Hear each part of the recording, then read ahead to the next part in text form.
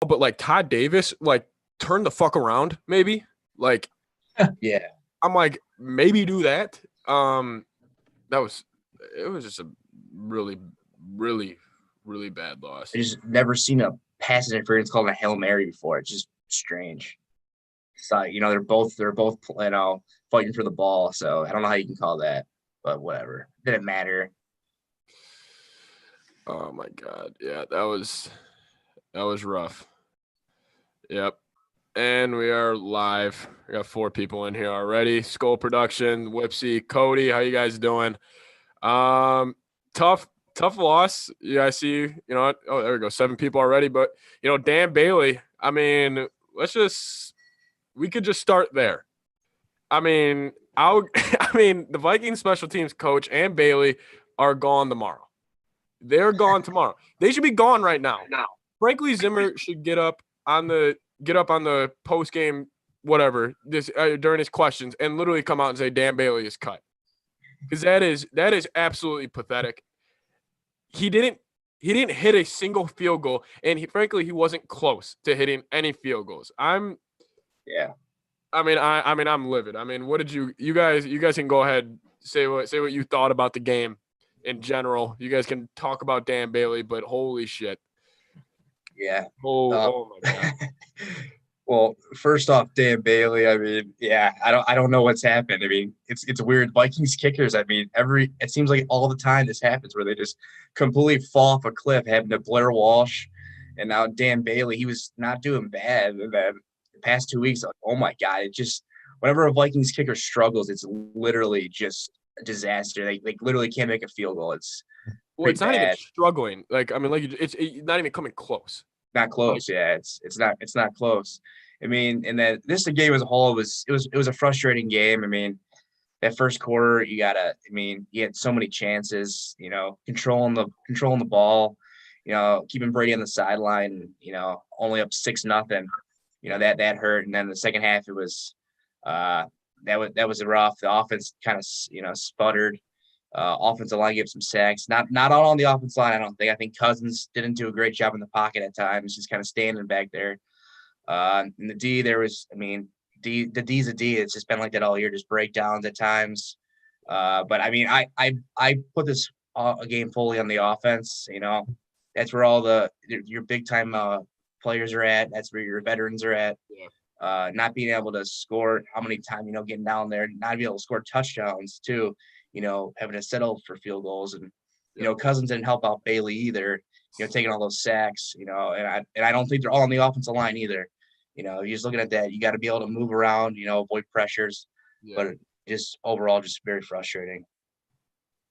Yeah, that was tough to watch, unfortunately. And the first the first quarter, I couldn't believe and Mike will tell you, I started writing down like the Vikings ran the ball on first down. I think like almost I didn't count the second half, but 12 times in the first half, and they were getting like 4 or 5, like yeah. 4 or 5 yards a pop, like, Yeah. and Wow, that's that's what like incredible. That's when incredible.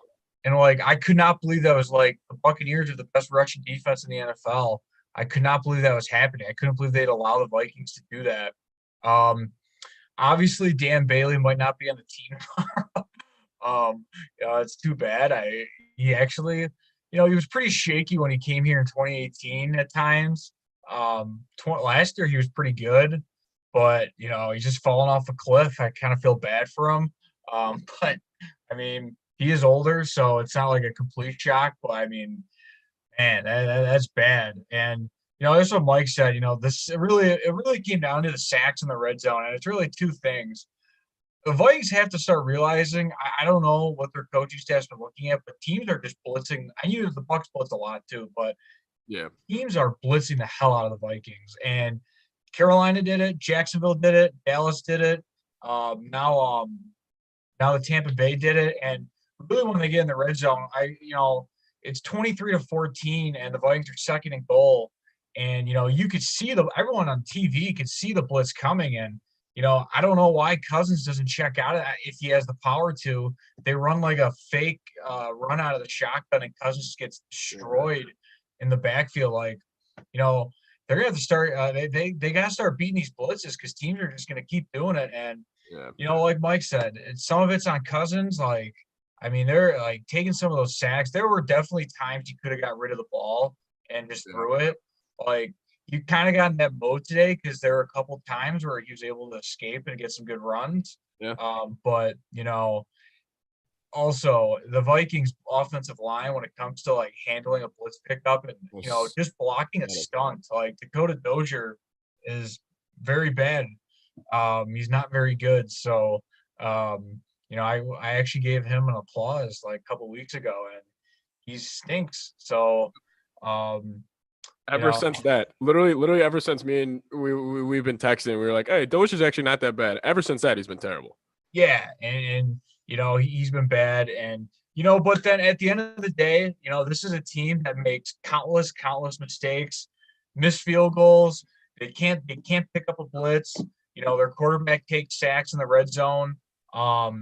It's just it's very frustrating now. But it sucks because you started going into this game. I didn't think they really had much of a chance, but the way the first quarter went and the way that Tom Brady's looked at times, not very good. So that stinks. And now a 6-7 matchup with the Bears and Vikings. Yep. All right. Well, everybody in the chat, everybody watching YouTube, I'm gonna say some stats real quick from the game today. The Vikings had 27 first downs. The Buccaneers had 17. We had 162 rushing yards, and the Buccaneers had 107. We had 50 more total yards, and we held the ball for 39 minutes, and they held the ball for 20 or 21. Like, that is absolutely incredible, and you don't even have a chance to win that game in the end. I mean, that is incredible. My whole thing with this game, I mean, you guys both touched on it, was I feel like obviously going into the game, Todd Bowles, and I don't care who you're playing, people are going to want to blitz Cousins. It was just over and over again where they just can't pick up simple blitz packages. And I get Cousins. Listen, Cousins was pretty good today, escaping the blitz on a couple of them. But it's just the thing is, he shouldn't be in that position that much. I mean, I put a lot of that on the offensive line, but I also put a lot on that on Cousins before the ball is snapped. Like, I mean, you see these elite quarterbacks, like Brady sees that. Rodgers sees that. And Jim, I mean, you mentioned the play when Winfield stripped Cousins. I mean, legitimately, that should have been a scoop and score for the Buccaneers. Yeah. I mean, legitimately, the Vikings should have been buried right there, and they got lucky that Cousins recovered the ball. Today, it was just the ultimate storm of just, you look up at the end of the first quarter, you're up 6-0, and you're like, we should legitimately be up at least 13-0. I mean, you have 3 great first drives, and then, I mean, even the first drive, you're driving down the field, down their throat, you're running the ball, and then you take that sack. I mean, Cousins, like, it was just timely sacks, I feel like, today. I mean, Dozier. I mean, well, actually, there it was. The sack on the first drive. Dozier, they run a twist concept where pretty much the D end and D tackle, it's a twist concept. Dozier legitimately did not touch the D end that was coming back inside. Yeah. And it was I'm like, all right, well, what do you want Cousins to do there? I'm like, so, I mean, it was just a mixture. Some sacks Cousins took, I put it all on the O-line, but then some sacks where he's doing the pat the football thing, I put it on him. I think it was a mixture, but Mike, you said it too. Hey, maybe you go score touchdowns instead of field goals. Like, I love putting a lot of blame on a kicker. I mean, it's easy for a fan to say, oh, we can just blame the kicker. But, I mean, there's more to the game than your kicker missing kicks. I get that plays a huge part in it, but why don't you go get touchdowns instead of having to settle for 3? And Cousins, my God, like, you got to understand your kicker's not going to make anything. You can't get sacked 2 times when it's first and goal. Like, you got to understand, like, that's when you need to go get 7. We had 2 first and goals that we got 0 points out of. Like that, like, you're not going to beat Tom Brady. I mean, the Buccaneers, I feel like they didn't even play that good on offense. And I mean, I don't know how you guys felt about that, but like, I didn't think they looked crisp. They looked like they were coming. I mean, this loss is just very frustrating. I mean, really, I think a lot. I mean, the thing that made me so mad was the whole week everybody saying we can't run the ball, and then we run the ball well and we lose. Yeah. So that's what's really frustrating. Yeah. And it's disappointing, just because I mean, Tampa Bay does not look that good right now. Not really sure what's going on with them. I mean, Brady, the first two drives, missing Gronkowski wide open. But Yeah. the second drive where he missed, I think it was Godwin over the middle. Yeah. And that was just because the Vikings brought a little pressure. I don't think the Vikings sacked Brady all day. At times they got a little pressure, but it's nothing new. The Vikings don't get any pressure very rarely. So frustrating is the right word to describe this one. And I don't know. It's a sad loss. Sad loss. More looking like 7-9, 8-8 coming, which is just we're not really want to be as a team. That's just like the worst possible spot for draft position too, which I mean, that's what kind of sucks about this.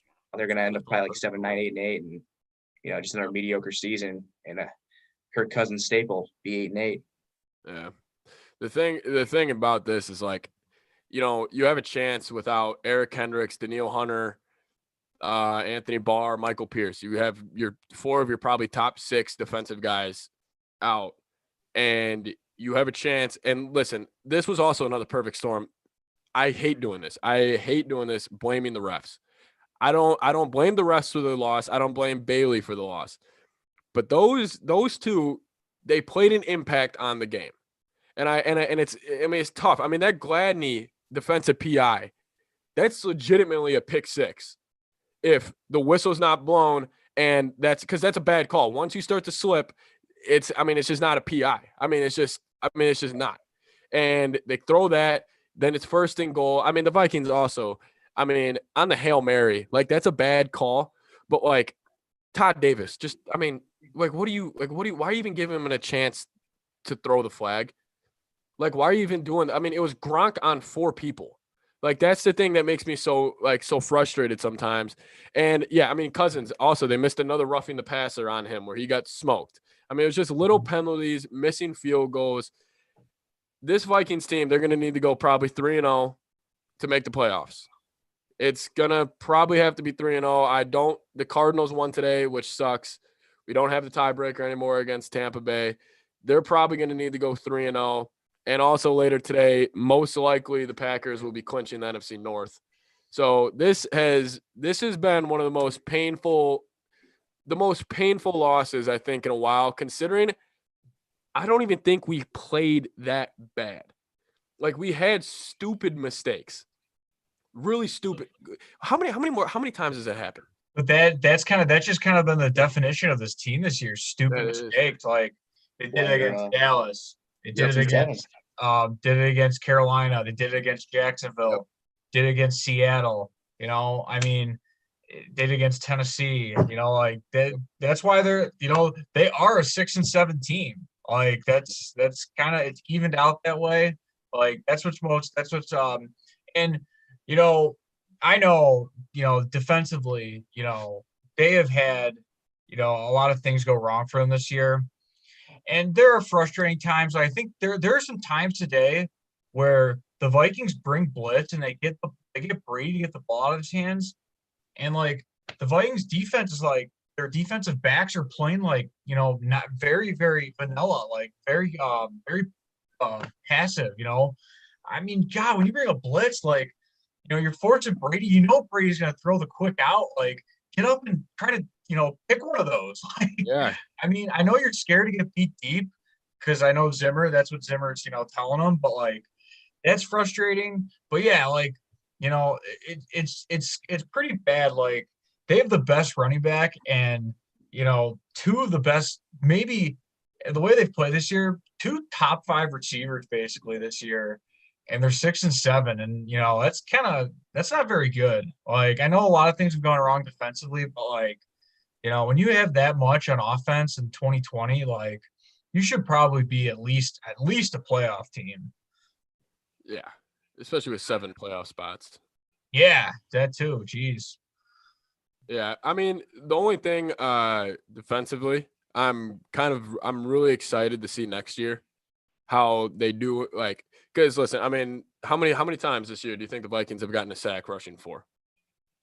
Not very. Doesn't happen I mean, often. like I'm serious. I actually don't know how many times because it never happens. I mean, Brady had a lot of clean pockets today, and it seems like everybody. Glennon had clean pockets. It doesn't really matter who we're playing. I'm excited to see how this defense is next year with Daniil. I mean, Daniil, Michael Pierce, but a shout out to actually somebody who's on the D line who actually played good today. I thought Jalen Holmes in the run game, 90. I thought I saw him back there making a couple plays, but I mean, God, you just have the exact game you want with your depleted defense. You're running the ball, you're doing all this, and then a couple. God, the Vikings have just never overcame adversity under Mike Zimmer, though. No. Like when shit goes wrong, when you get bad calls, when you have a kicker who's having, I mean, I don't know how many times a kicker's gone 0 for 4 in a game, but we will never be the team that overcomes that under Zimmer, I think. And I don't know if that's with Zimmer. I mean, not a lot of teams will overcome 4 missed kicks from their kicker, but it just seems like they never do, man. It just seems like Zimmer is just, I don't know. It's just bad right now. Yeah. I mean, so that's a heartbreaking loss. Never over. I mean, that's another thing with Kirk Cousins too. He can't overcome anything. Everything's got to be perfect for him. I'm watching the Chiefs Dolphins game. I mean, Mahomes, he threw 3 picks, but I mean, they're still winning. Yep. He can overcome stuff like that. He's already like 300 something yards. That's the thing about him. He might throw some. He very rarely throws picks. But I mean, he can overcome that stuff. And Kirk, sometimes he just can't. Any type of pressure it gets him. He starts to get gun shy. He won't throw the ball. So, I don't know. It's just it's frustrating. Yeah, very frustrating. You guys want to hear Mike Zimmer's quote on Dan Bailey today? Oh, good. Let's see. Hold on, I just had it here. I apologize. I'm really disappointed. I have a lot of faith in him. I have a lot of confidence in him, but these last 2 weeks have not been good. At this point, we're not really worried about feelings anymore. So, you could tell what's coming this week. I mean, he's getting cut.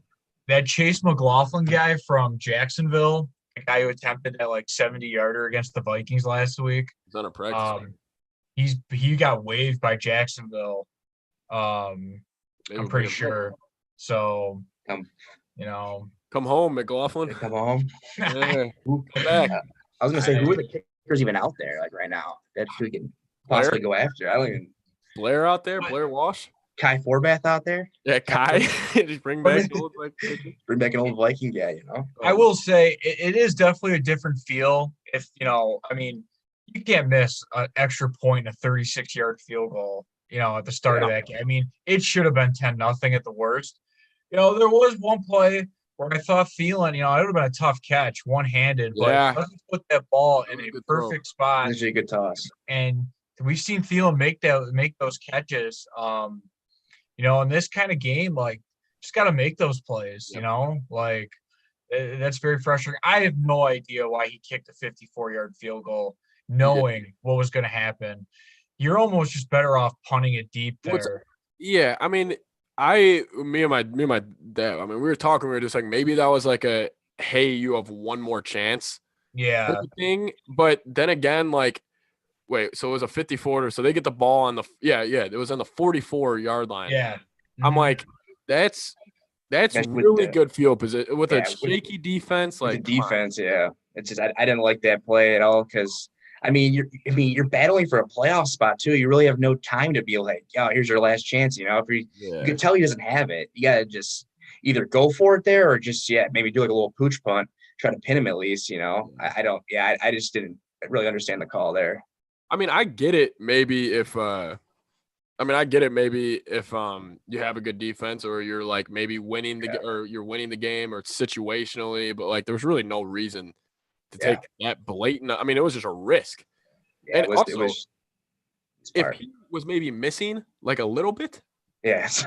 Like maybe if he like hit the upright a couple times, but he frankly wasn't even close. Yeah, not close. Anything. Not even 36-yarder wasn't even close. That's the no. Yeah, it was just a bad loss for the Vikes. This is the same thing. Same thing.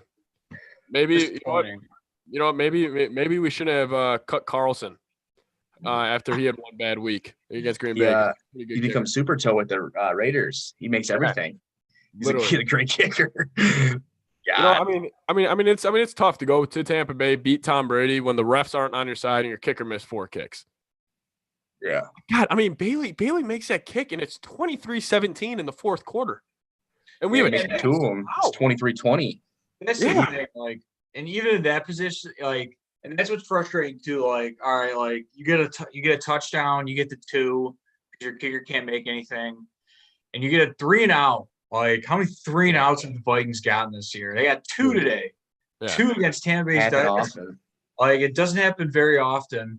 And you're driving, you got goal to go, and then like first of all, I just don't like that like fake handoff play out of the shotgun when you know that they're starting to just come with the heat. Like Tampa Bay didn't blitz a ton during the game, but once the game started to get once the Vikings started moving that ball again, that's when they just said, screw it, we're sending everyone. Yeah. Like, I hated that. I did not like that. And Cousins got to recognize that. Like, you got to check out of that play. You got to check out of that play and get the ball out of your hands. And again, you know, how many stupid timeouts taken today? Like, they did that against Carolina. Like, they did that against Jacksonville last week. Like, it's awful. Couldn't line up there. They're down 2 scores and they couldn't get them to line up. You got to call a timeout. That's just unacceptable. You know, down by 12 points to use a timeout there, that stuff can't happen. You're better off just taking the delay game at that point, save a timeout. But Aikman called it on that. You know, that little fake handoff thing. He called it. It's like, yeah, he got to recognize that because he could tell that they were at a complete advantage. He's got to check out of that play and just either just do a drop back quick pass. I mean, they were bringing everyone. I just didn't understand it, but yeah, and also something that kind of pisses me off. Irv Smith. Like I don't know why he is now just getting the ball. Like we've all like the fans, we've been saying this for the past 2 years since his rookie year. Hey, maybe try Irv Smith. Like that one catch he made when Cousins made a nice throw when it was like right on the sticks and he like kind of high pointed. I mean, that's a tough catch. And even the one where he had it up the middle when we were driving like in between the 20s. That's another really hard catch, and he's making these like big time plays. I'm like, hey, also use him in the red zone when Thielen's getting doubled, when Jefferson's getting doubled. Like, you have these options, and I get Chad Beebe, but why are we like forcing him the ball back-to-back plays when we're down? Like, it's not like Beebe's gonna take the top off the D. It's not like he's gonna run. Like, I mean, it's terrible. Like, what about the 3rd and 11? I know like he's getting hit a lot, but like, what about the 3rd and 11 bomb to Tajay Sharp? Like, that was his first snap. That was his first snap all year. No chance either. Like, if you're gonna throw to him, at least throw where he can. Like, he's 26-14 with like 2 something left. I mean, yeah, it was like 1-on-1 coverage. If you kind of give it at least a chance to go for a jump ball, he might come down with it. Who knows? You know, it was actually the right read. Just a terrible throw. Yeah. I think it was like 5 or 6 yards overthrown. Well, I think earlier, I think Tajay kind of got stuck on the route. So I don't know if that's a play where you throw it to the spot or but maybe. Like, I mean, it could have like you throw it to the spot because he kind of, but first off, he kind of just chucked it up there. Why is Tajay Sharp in the game? Yeah. Well, you Jefferson kept coming out. You have 2 of the top 5 receivers. That's right. Jefferson was dehydrated. Yeah, Jefferson was dehydrated. He had to take himself out, I think, at least twice on 3rd downs because you hear what he said. He said he kept saying, "I'm dizzy," so he kept having to come out. So that was another thing. That's why he kept coming in.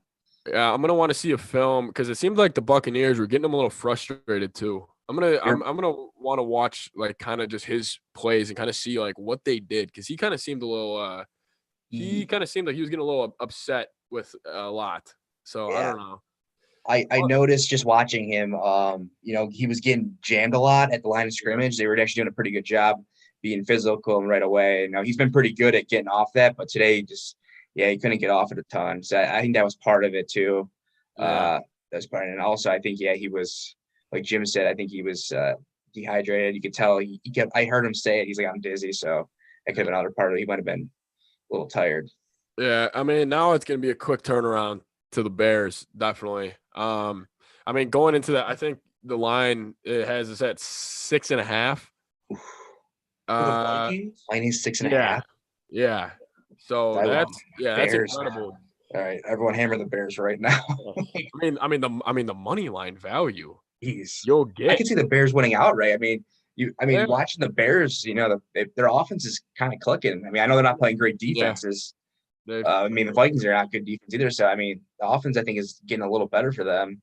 Yeah, that's going to be a tough game. I mean, I would definitely I don't know. I expect them to win, but who really knows anymore? But I mean, listen, I don't want to put like, all right, if we have like a pie chart to blame right now, like if we got to divvy up like who's to blame, I mean, I want to give like 35 of it to like Dan Bailey, and I want to give like another 20 of it to Dozier. I mean, like, I also like today though, one positive, I liked how they used the backup running backs. I also liked how they were kind of getting Cook out of there like early on in the game, because I think a lot of people probably see Abdullah and they see Mike Boone and they're like, oh, no way they're going to run it. Like, and then they do. And then also Cousins, shout out to him, 41 rushing yards. Just keep I like the slow develop. He's at least making, listen, last year and like his first year, he didn't even make an effort to run. I mean, today he did it where he just like folds up in the pocket and he just like protects the ball. But I mean, I don't know. I mean, Cousins, I don't want to put a lot of this on him because I thought he made a couple key throws. I don't know where you guys stand with like the pie chart to blame. I mean, I don't want to put like maybe 10% on Cousins. He's just got to be better on situational plays, but also like Kubiak, I didn't even think, see, that's the thing. I didn't even feel like we played that bad because we controlled the ball for 40 minutes. We had a ton of plays. However, there was no explosive plays today out of the Vikings. Also, Cook, dude, stay on your feet. And he probably has 2 breakaway trips so many times. Like, I don't know what was going on. So other thing, it's been noticing stumbling. And then I don't know if you guys saw, he went down again. You see that where he like slid like a quarterback after like that big run in the first half? It was I couldn't believe what he did. He like slid down like he didn't want to take another hit, which is another concern. I don't know why you're doing that. That one he lost his shoe. So that one I get it, but I mean he also did that last week too. So yeah, I don't know what he's doing, but I mean, yeah, he stumbled a lot. I don't know what's going on there. He had a couple other. He could have had some bigger gains. He could have had a massive game today. I think he could have had a couple of them could have been game break touchdowns if he stayed on his feet. Yeah, it's oh geez, the Jets just picked off Russell Wilson. We got an upset brewing? Yeah, I think we might have 3. Yeah, they're keeping it. Oh, there's a flag though. Oh yeah. Well, Vikings fans, you guys are gonna see the Packers probably clinch the North today. Will we ever be above 500 this year? That sucks. Now we just have to win out. That's our only chance. You know what? I'm excited about my whole thing. Yeah, I'm just gonna long-term thing, and then we'll probably wrap this up soon. With Zimmer and Cousins, I've came to the conclusion if I was Rick Spielman, I'm sitting them both down. Because yes, you can say it's a COVID year. We lost a lot of guys on D. People got hurt. Whatever, all this. I literally sit them down and be like, hey, I don't care what happens next year. You guys have one more year. Get us to at least the NFC Championship, or else you're both gone. I think that is where I'm at, right? Like, no excuses. I don't care what happens. No excuses. You're going to have your full defense locked, ready to roll, Zim, with everybody coming back. Cousins will probably end up drafting another guard to get Dozier the hell out of town. And you guys will both be locked and loaded, ready to go, do something. And if they don't, I say get them out. That's right. I mean, that's where I'm at with both of them. Yeah, I mean, Sorry. No, you're good. I mean, like I made it well known on here that I think it's time to move on from both already. But I mean, if you're gonna go, I think they're gonna be back no matter what next year. So I mean, you can't really cut Cousins yet. I think we've talked about this before. You can cut him after next year maybe, but yeah, I mean, next year I think would have to be the last straw. I mean, we've seen this time and time again with, under the, just inconsistent play mistakes, you know, throughout the year. I mean, if next year it's the same stuff, I think you got to make a change. Sometimes the messages get stale, and I would love them to bring an offensive mind in too. Draft a quarterback this year, bring an offensive mind in, to mold them and let them, sit maybe 1 year next year and then time to rebuild. In my opinion, I'm kind of with you, Pat. There. I think all three of them are tied together. Cousins, Zimmer, and Spielman. Yeah. And in the end, I don't think they're going to move on from Cousins after this year. His salary as of whatever the first league day is whatever the first league day is coming up in this March or April, whenever the league starts, his contract's guaranteed for 2022. So if the Vikings do keep him, they're going to have him for at least the next 2 years, and that's a cap hit of $45 million in 2022. So a lot of interesting decisions. I think they're going to end up keeping him for the next 2 years. I agree with your point, Pat. Next year has got to be a year where they do make another deep run. Personally, I don't see it happening, but the thing is, I think that it's coming down to is, when the Vikings play good teams, I classify Tampa as a pretty good team. The Vikings, it seems like their offensive line, their defensive line, they usually lose those battles. And, this year, understandably so with the defensive line, obviously. Yeah, completely. With what's out there. But, and to me, that's a Rick Spielman thing. He hasn't done a good enough job of fortifying the offensive line. And, and the defensive line too, last year when they were playing good teams, they'd get, in that San Francisco game, they get ran over like Linval Joseph, Shamar Stephen, Dakota Dozier, guys like that, so I don't know. I'd have to go back and see, more about, the offensive line play this week. I'll tell you last week when I watched some of the Jacksonville game, man, it's bad enough that a 1-10 Jacksonville team can just dissect, just run stunts and twists at Dakota Dozier, and they get in almost every time. I don't know. I understand that, Brett Jones is probably not that good, but you asked it last week. They probably should just start him, even though it might be a downgrade in the run blocking. I'm sorry, you're going to, in close games, and they're going to play a lot of them, you're going to find yourselves in 3rd and 10 and 3rd and 8. Dakota Dozier he can't block anyone in those situations.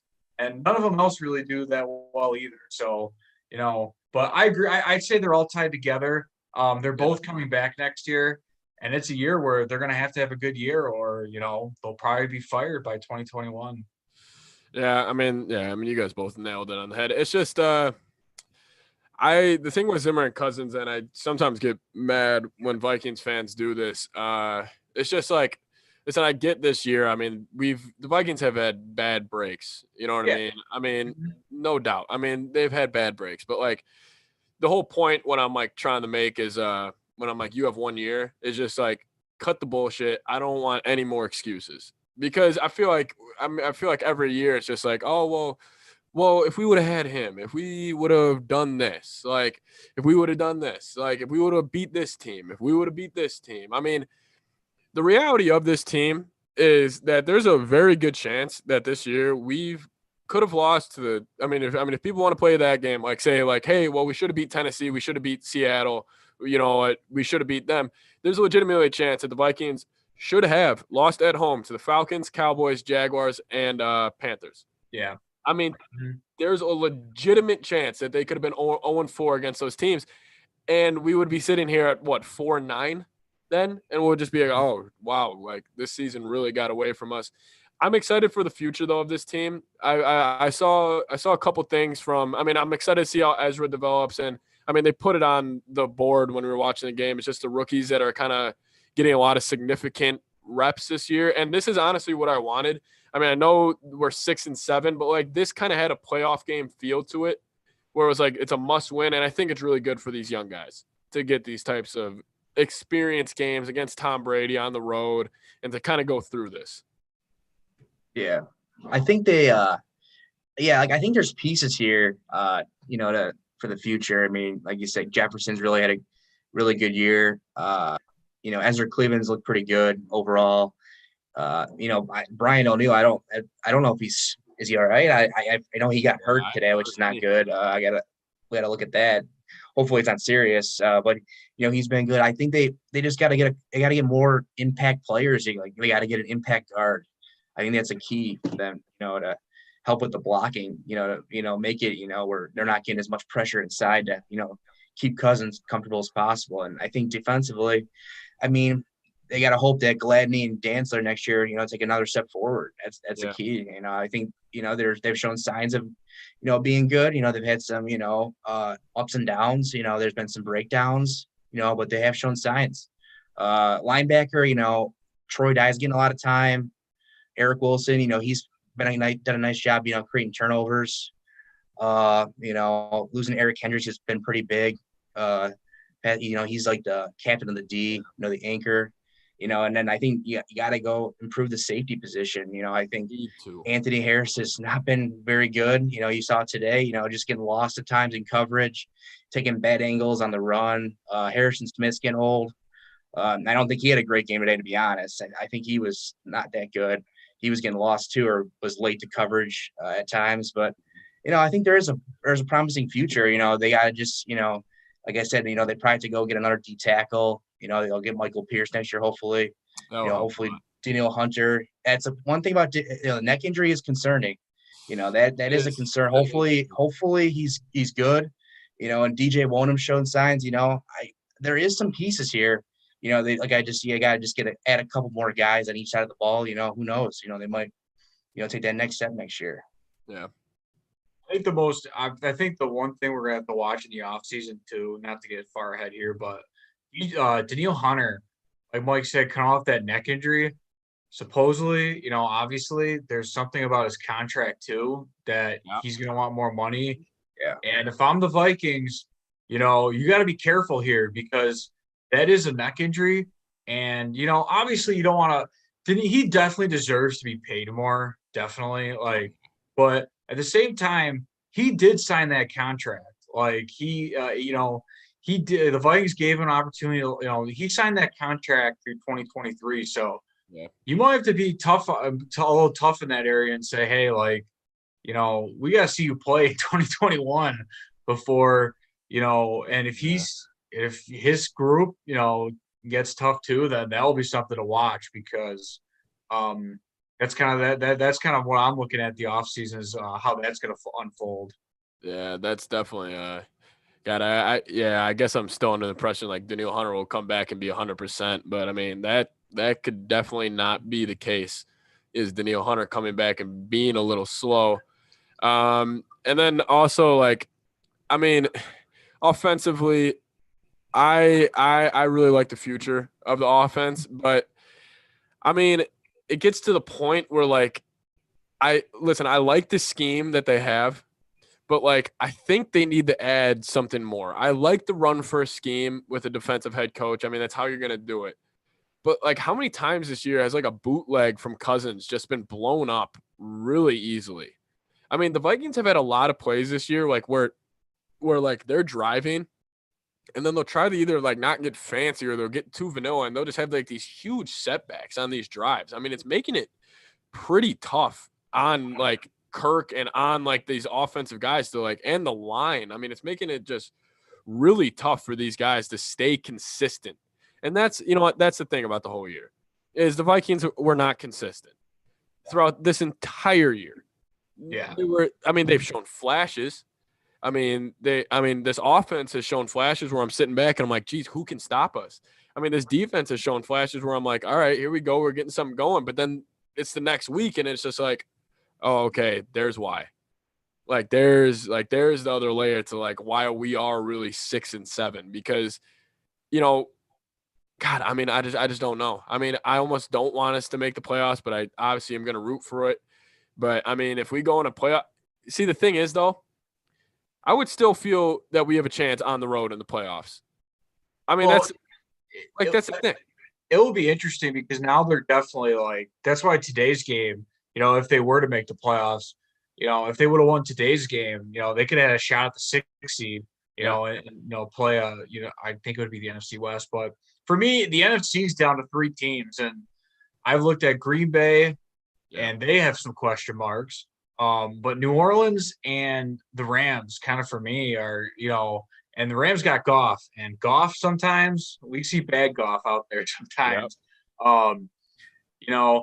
And Tampa, I still think they have an outside shot because Brady doesn't look great at times, but still, their defense is they can make some plays, and I mean, God, they have weapons galore out there. So no, but you're not wrong. I mean, it wouldn't be like the shocking thing if the Vikings end up 9-7. They're who they play. Let's say they play the Packers in the first round. The Vikings should beat the Packers. But then again, they're going to get blown out the next week.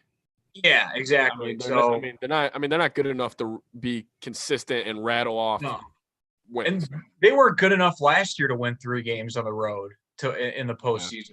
Yeah. They got, they played a game against the Saints and they won, and then they went and played the 49ers, and we all saw, it will be interesting to see what happens next week because, you look at them, kind of walking off the field there, they look pretty, like you said, Pat, they look pretty exhausted, and they have to be tired.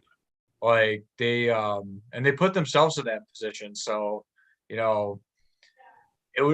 would definitely, I could definitely see a fitting, very bad loss next week to a bad Bears team, which actually wouldn't be bad. Maybe they'll keep pace and Nagy then.